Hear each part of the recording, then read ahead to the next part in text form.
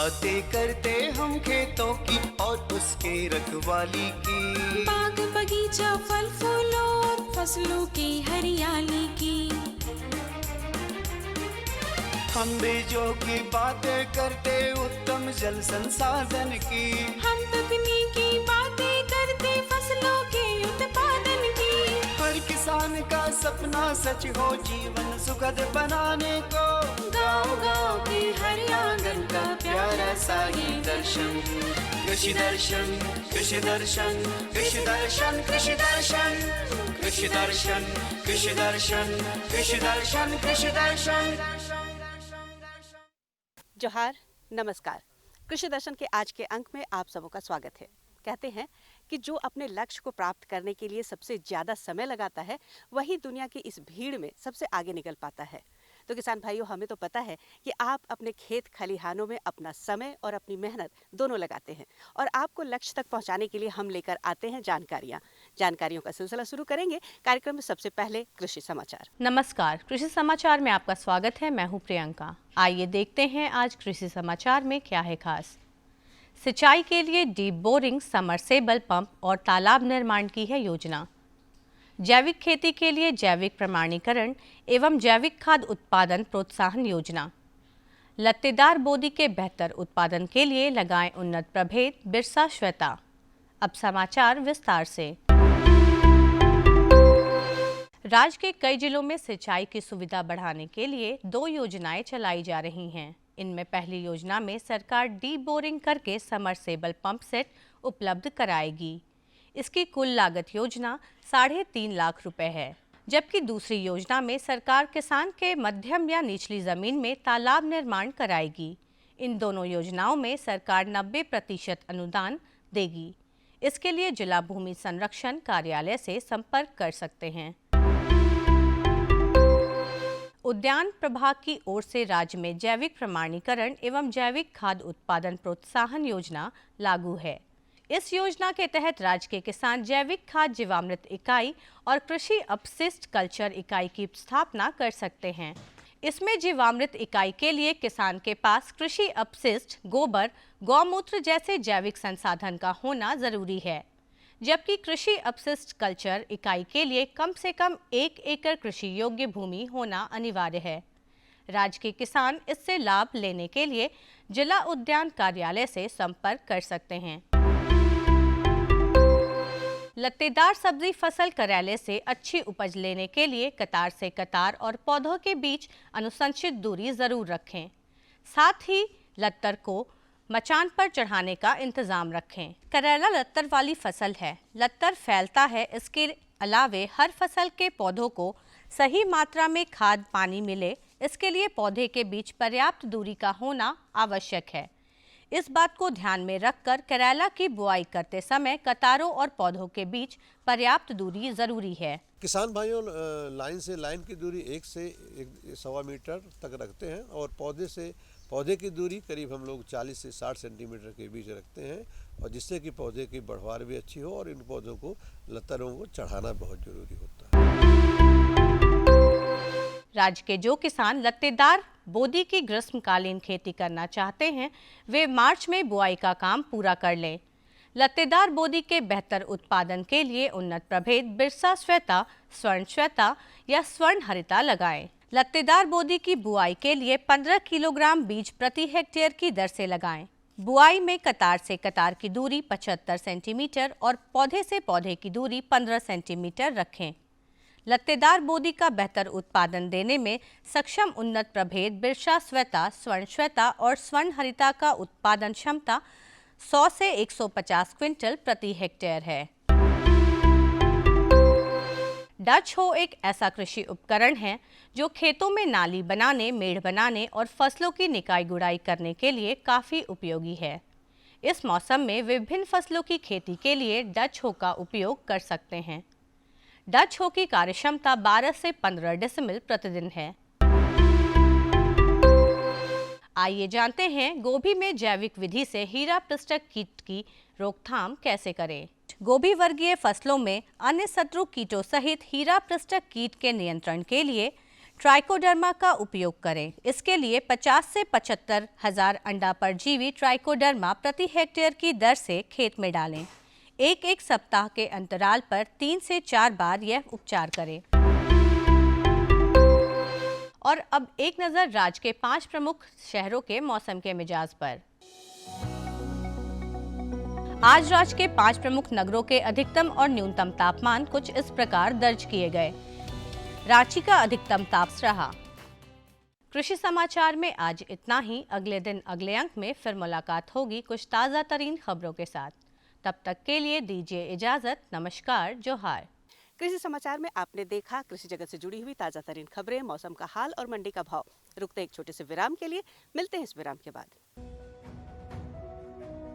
भारत सरकार का हर प्रयास किसानों को दे रहा है एक नई आस।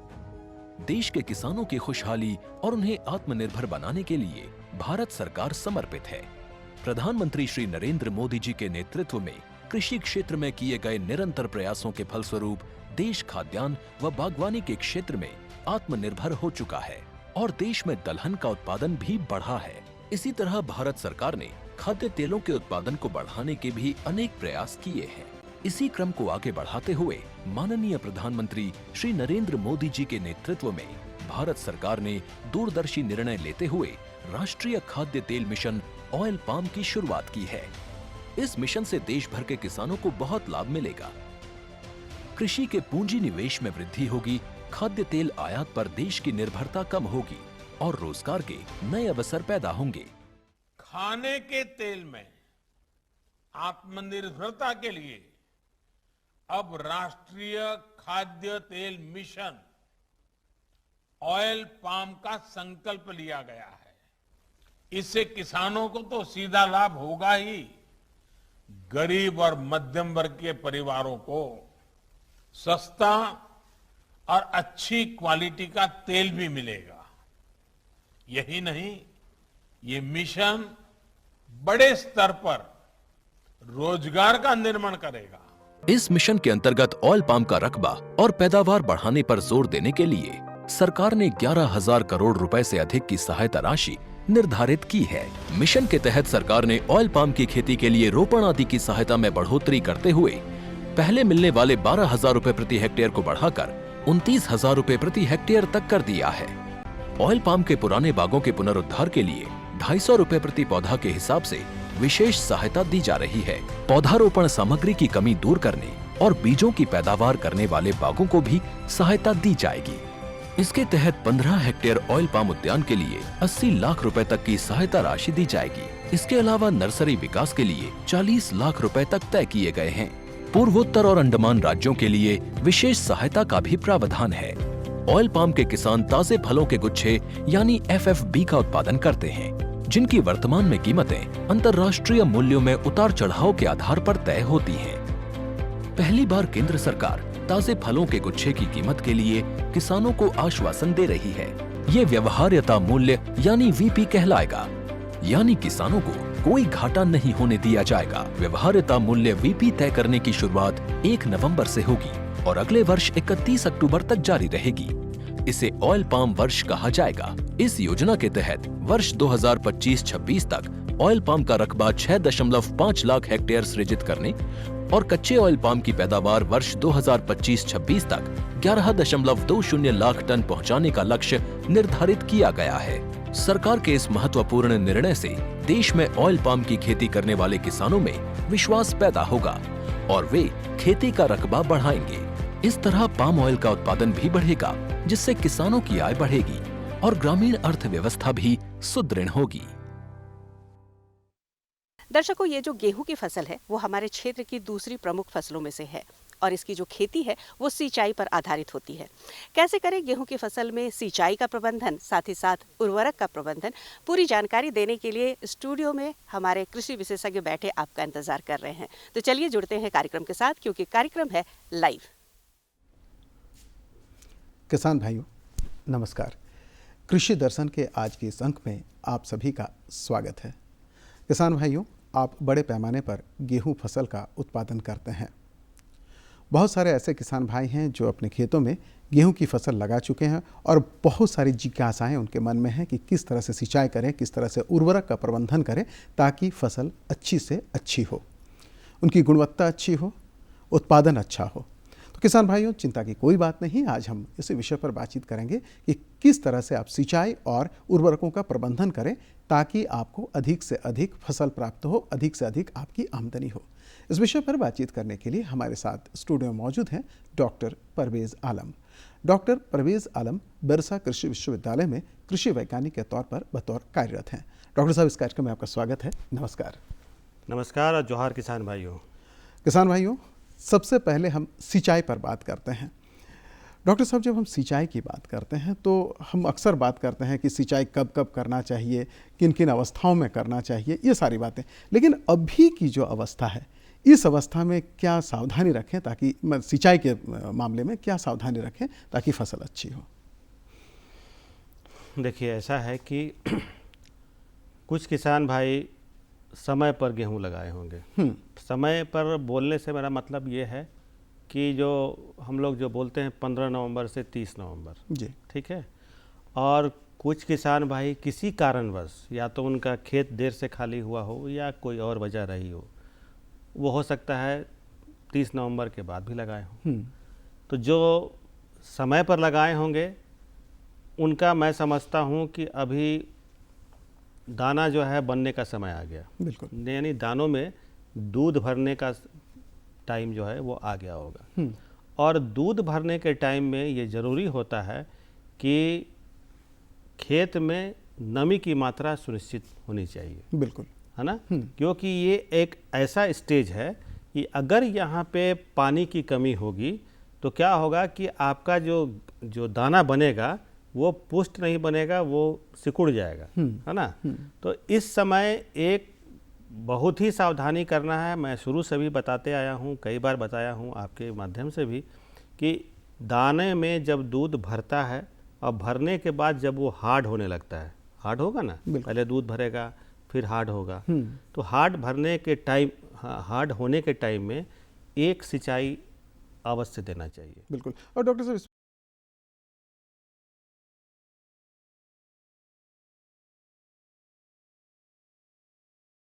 कभी तो कुछ असर इस पर है? बिल्कुल। इस बार हम लोग को जो विंटर रेन बोलते हैं, जिसको जाड़े में जो बारिश हम लोग को मिलती है, वो इस बार बिल्कुल नहीं मिला है जी। तो इस हालत में तो जो किसान भाई जो जागरूक होंगे या हम लोग के प्रोग्राम को देखते होंगे, वो ज़रूर 20 दिन पे, 40 दिन पे, 65 दिन पे, 85 दिन पे, 105 दिन पे सिंचाई, अगर उनके पास सिंचाई का साधन है तो मैं ये मानता हूँ कि दिए होंगे। लेकिन वैसे भी किसान हैं जिनके पास इतनी सिंचाई की संसाधन नहीं है, तो वो मेरे ख्याल से मैंने वो 20 दिन पर सिंचाई ज़रूर दिए होंगे। और जो दूसरी सिंचाई की मैं बात कर रहा हूँ वो अभी उनको देना ज़रूरी है। एक चीज़ और मैं कहना चाहता हूँ, देखिए ये मार्च का महीना है, ठीक है। अब कुछ ही दिनों के बाद होली पर्व हम लोग मनाएंगे जी। और आपको पता है कि होली के या तो होली के दिन या होली से एक दिन पहले या होली के जस्ट बाद, क्योंकि मौसम का मिजाज अब पहले जैसा नहीं रहा है, तो थोड़ा सा कहना मुश्किल लगता है। लेकिन ये होता है कि अभी वेस्टर्ली विंड यानी पछिया जो हवा है वो बहुत तेज़ चलने लगती है, जो फागुन का हवा हम लोग बोलते हैं। और ये पछिया हवा का क्या खासियत है कि ये बहुत ड्राई होता है, मतलब शुष्क होता है, सूखा हुआ रहता है, इसमें नमी नहीं रहती है। और ये जिस खेत से ये गुजरती है उस खेत का सारा नमी ये सोख लेती है। तो इसलिए भी ये इम्पॉर्टेंट हो जाता है कि अभी जब आपका गेहूँ अगर मिल्क स्टेज में आ गया है, यानी उसमें दूध भर चुका है और वो हार्ड होने जा रहा है, इस हालत में एक सिंचाई कहीं से भी प्रबंध करके खेत में आप अवश्य डालें। ये तो हो गया जो समय पर लगाए हैं। वैसे किसान जो दिसंबर में लगाएं, यानी 30 नवंबर के बाद लगाएं, विलम्ब से लगाएं, तो उस हालत में क्या हुआ होगा कि अभी उनके खेत पौधे में फूल आ रहे होंगे, है ना। और फूल आ रहे हैं तो इस समय आपको विशेष सावधानी बरतना है। सावधानी ये बरतना है कि एक सिंचाई का व्यवस्था आप यहाँ पर कीजिए, और सिंचाई जब मिल जाए, खेत में प्रॉपर नमी आपको मिल जाए, तो एक नाइट्रोजन का भुरकाव आप अवश्य करिए। फ्लावरिंग के समय। अगर ये फ्लावरिंग फूल आने की प्रक्रिया समाप्त हो गई है तब आपको किसी भी तरह का कोई नेत्रजन का प्रयोग नहीं करना है। लेकिन अगर फ्लावरिंग आ रहा है आपके खेत में, जो कि आप बहुत आसानी से पहचान सकते हैं, तो हम इसमें एक और बात कहना चाहेंगे डॉक्टर साहब। कई बार ऐसा होता है कि जब हम बात करते हैं सिंचाई की, नमी की मात्रा की बात कर रहे हैं, हम बार बार ये बात करते हैं, पानी का जब हम सिंचाई करते हैं, जब हम देते हैं उसमें, तो किस तरह से पानी का सिंचाई करना चाहिए ताकि मतलब वो मिट्टी में नमी रहे या कुछ ज़्यादा मात्रा में? ये एक बहुत महत्वपूर्ण प्रश्न है। देखिए, पानी की उपलब्धता पर भी ये निर्भर करता है, लेकिन वो मात्रा बहुत महत्वपूर्ण है। जब हम गेहूं के फसल में सिंचाई करते हैं तो हम लोग फ्लडिंग करते हैं। फ्लडिंग का मतलब हुआ पानी को एक तरफ से देते हैं हम लोग और पूरे खेत में वो पानी धीरे-धीरे फैल जाता है ना। अब है कि कितनी करनी चाहिए, आपका सवाल है कि कितना करना चाहिए। तो देखिए, कभी भी आप रबी फसल या गेहूं में जब सिंचाई करेंगे तो बस इतना ही ध्यान रखिए कि आपका जो मिट्टी है वो नम हो जाए, पैर धंसने का हालत नहीं आए। अच्छा, ठीक है ना। जब आप चलेंगे तो ऐसा नहीं है, इतना पानी नहीं डाल देना है कि आपका पैर वहाँ पर धंस जाए।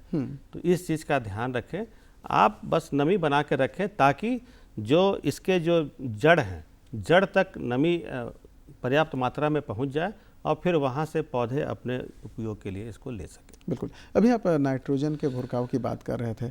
अक्सर हम देखते हैं कि, और आपने कई बार अपने कार्यक्रम में इसका उदाहरण भी प्रस्तुत किया है कि गेहूं के खेत में दो तरह की फसलें हो जाती है एक साथ, मतलब एक फसल और एक जो उसका गेहूं का मामा है। कई बार इसकी चर्चा आपने की है। तो इससे तो पोषक तत्व जो है, जो हम डालते हैं पोषक तत्व खेत में, वो गेहूँ के साथ, जो गेहूँ की फसल उसके साथ एक प्रतियोगिता भी हो जाती है और जिसका कोई लाभ नहीं मिलता है गेहूँ को।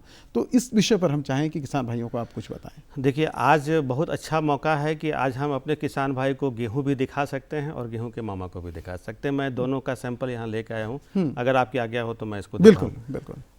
होता क्या है कि जब शुरुआत के दिनों में जब फसल में बालियाँ नहीं रहती हैं, बालियाँ लगी हैं, बालियाँ नहीं रहती हैं, तो उस समय पौधे का जो संरचना है, ये गेहूं का और गेहूं के मामा का दोनों एक जैसा होता है। बिल्कुल। आप बिल्कुल नंगी आंख से पहचान नहीं सकते हैं कि ये बीट का पौधा है या गेहूं का मामा है। तो इस हालत में तो है पहचान, लेकिन उस समय किसान को नहीं मालूम होता है कि क्या है। लेकिन जब जब इसमें फ्लावरिंग आ जाता है तो देखिए इस तरह का स्ट्रक्चर बनना शुरू होता है।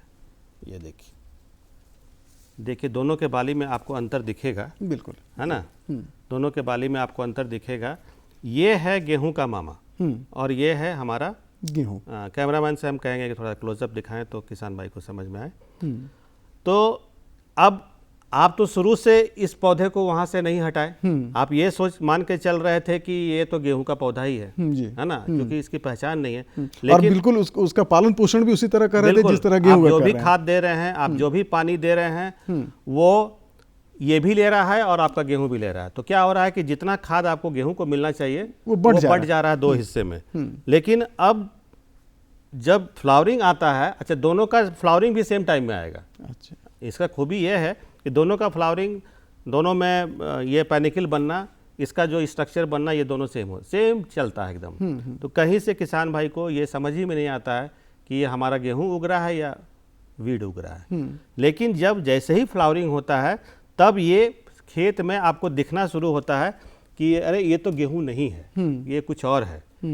तो देखिए, अब आपने शुरू में ही कहा था कि गुणवत्ता भी बहुत इम्पॉर्टेंट है। तो अगर आप इस फसल को इस तरह से गेहूं के साथ इसको अगर आप कटाई करेंगे तो क्या होगा, इसका जो सीड है फाइलरिस माइनर का, गेहूं का मामा जो है, ये गेहूं के दाने के साथ मिलता चला जाएगा और इसके चलते जो गेहूं का गुणवत्ता है वो कम हो जाएगा।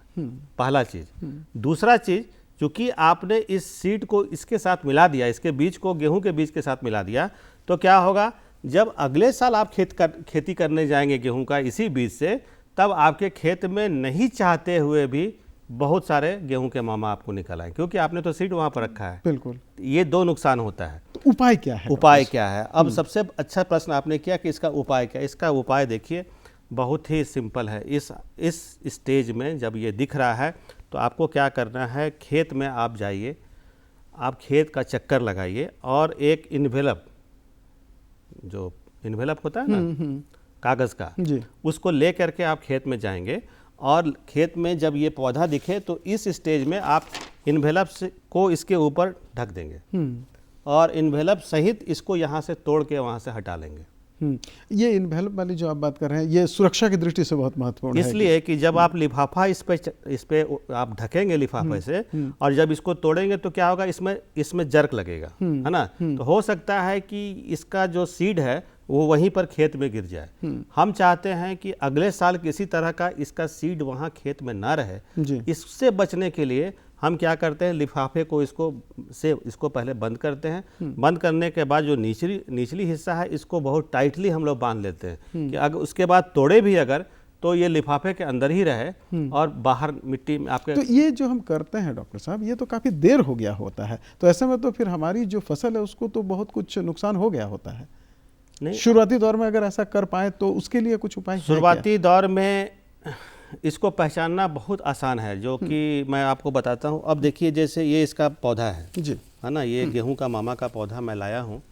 अब आप देखेंगे चूंकि अब तो ये मैच्योर्ड हो चला है इसलिए अभी शायद वो रंग ना दिखे जो इसमें दिख रहा है। देखिए इसका जो ये रंग होता है यहाँ पे जी। ये गुलाबी लाल रंग का होता है, जबकि गेहूं का पौधा अगर आप उखाड़ेंगे जो पहली गांठ है जड़ से लेकर के पहली गांठ, इसके बीच का जो कलर होता है ये गेहूं का मामा में लाल होता है। अच्छा। जबकि गेहूं में ये लाल नहीं होगा। ये एक बड़ी पहचान ये है, बड़ी पहचान है शुरुआती दिनों में।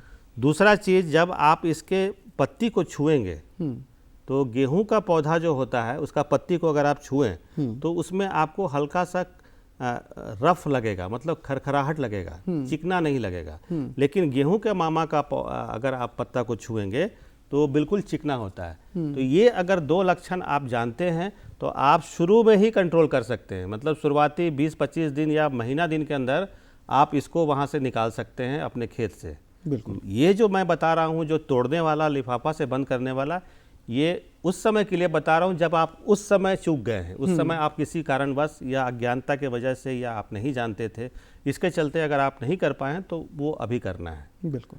तो इससे दो फायदा हुआ कि आपका जो है गुणवत्ता, जो भाई गेहूं आप उगा रहे हैं तो इसको मार्केट में तो आप बेचने जाएंगे ना इसको, बिल्कुल। तो आपके जो उत्पादन है इसका अच्छा प्राइस मिले। किसान भाई तो यही चाहते हैं, हम भी चाहते हैं कि हमारे किसान भाई को उनके उत्पादन का अच्छा प्राइस मिले। तो अच्छा प्राइस कब मिलेगा, जब आपका बीज जो है वो क्वालिटी रहेगा। तो क्वालिटी पूर्ण बनाने के लिए ज़रूरी है कि अभी आप गेहूं के मामा को हटा दें। अगले साल जब आप खेती करने जाएं तो मैंने अभी जो पहचान बताया से बहुत सिंपल पहचान है। आप गेहूं के पत्ते को छुएंगे आपको खरखराहट जैसा उंगली में लगेगा, लेकिन जब आप गेहूं के मामा के पत्ते को छुएंगे तो बिल्कुल चिकना आपको लगेगा। तो जो भी चिकना वाले पत्ते हैं आप उसको तुरंत वहाँ से उखाड़िए, आप पाएंगे कि नीचे में उसका जो जगह जो मैंने बताया वो लाल है। तो आप श्योर हो जाइए कि ये जो गेहूं का मामा है यानी ये खरपतवार है, इसको यहाँ से निकालना अत्यंत आवश्यक है। और अगर इसको निकाल देते हैं तो जो हमारा जो हम पोषक तत्व देते हैं फसलों को वो भी काफ़ी काम आ जाएगा। नहीं, पोषक तत्व तो काम आएगा ही। सबसे बड़ा प्रॉब्लम है रबी के सीजन में पानी। बिल्कुल, ये भी हम जोड़ना चाहेंगे डॉक्टर साहब इसी के साथ कि पोषक तत्व और सिंचाई ये दोनों आपस में जुड़े हुए हैं। इस पर हम चाहें कि आप किसान भाइयों को कुछ सलाह दें। देखिए, पोषक तत्व और सिंचाई के बीच में संबंध ये है कि पोषक तत्व जब भी आप डाल रहे हैं, या तो खेत में जब आप गेहूं लगाने जा रहे हैं या उसका भुरकाव कर रहे हैं, दोनों हाल में ये सुनिश्चित करें कि खेत में पानी ज़रूर हो, मिट्टी भींगी हुई होनी चाहिए। क्योंकि अगर आप सूखे मिट्टी में खाद डाल देंगे तो क्या होगा, खाद वैसे ही आपका मिट्टी में पड़ा रहेगा और जब पानी के संपर्क में नहीं आएगा तो घुलेगा नहीं। और जब घुलेगा नहीं तो पौधा उसको ले नहीं पाएगा। तो हर खाद डालने के से पहले ये सुनिश्चित करना ज़रूरी है कि खेत में नमी अवश्य मिले। दूसरा चीज़, जब आप नेत्रजन का भुरकाव करने जा रहे हैं तो ये कोशिश करें कि जितना पहले से खरपतवार है ना, उसको वहाँ से ज़रूर निकाल दें, ताकि जो आप नेत्रजन जो भुरकाव कर रहे हैं इसलिए पूरा का पूरा जो है आपके फसल को मिले, न कि वो बंटवारा हो जाए। बिल्कुल। और ये जो आप बता रहे हैं गेहूं के मामा, इसके अलावा भी तो और भी खरपतवार हो सकते हैं खेत में, उसका भी ध्यान रखना चाहिए किसान भाइयों को। अमूमन ये मोटे तौर पर तो यही दिखाई पड़ता है, लेकिन इसके अलावा भी और भी बहुत सारे हैं, बहुत सारे चौड़ी चौड़ी पत्ते वाले खरपतवार, उसको तो किसान भाई आराम से पहचान लेते हैं। जो बाकी जो आप खरपतवार की बात कर रहे हैं ना, वो तो आप अपने आंखों से देख के, आप चूंकि आप किसान नहीं हैं, लेकिन आप भी, मैं दावे के साथ कर सकता हूं कि आप देखेंगे तो पहचान जाएंगे कि ये गेहूं नहीं है। लेकिन ये वाला जो चक्कर ऐसा है कि इसको तो आप मतलब एक बार देखने से आप बिल्कुल पहचान नहीं सकते हैं। ये अगर नहीं निकला है तो मैं दावे के साथ कह सकता हूं कि आप फर्स्ट शक्ल में बिना छुए आप इसको नहीं पहचान सकते।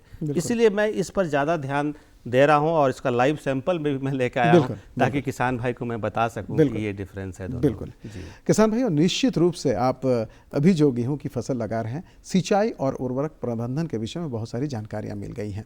आप जो उर्वरक है, जो खरपतवार है, इन सारे विषयों पर जो जानकारी हासिल की है, इसे आप अपने खेतों में उपयोग करें, इसका आपको निश्चित रूप से लाभ मिलेगा। डॉक्टर साहब, बहुत अच्छी जानकारी आप अपनी दी, इसके लिए आपका बहुत बहुत धन्यवाद। किसान भाइयों, आपसे भी चाहेंगे इजाज़त। नमस्कार। नमस्कार।